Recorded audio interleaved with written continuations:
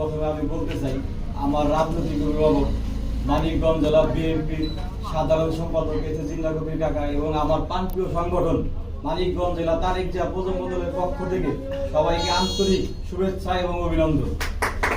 আসলে এখন আমরা দেখতেছি বিগত 17 বছর পরে যারা এসি রুমে থাইকা বর্তমান সময়ে সাদা পাঞ্জাবি পয়রা পয়রা অনেক নেতা বেরিয়েছে, রাজপথে নিজের নেতা দাবি করতেছে, কত কিছু করবো। আপনারা কি তাদেরকে কখনো রাজপথে দেখছেন? না। রাজপথে ছিল আমার নেতা এসে জিন্দা কবির, যার কোনো তুলনা হয় না।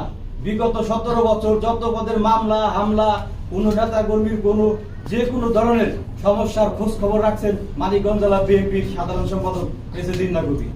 আগামী সংসদ নির্বাচনে আমরা তার এমপি হিসাবে পেতে চাই এবং এমপি হিসাবে দেখতে চাই এবং তার হাতকে শক্তিশালী করার জন্য আমরা সবসময় তারেক জিয়া প্রজন্ম দল সকল ইউনিটের নেতৃবৃন্দ সবসময় প্রস্তুত আছি।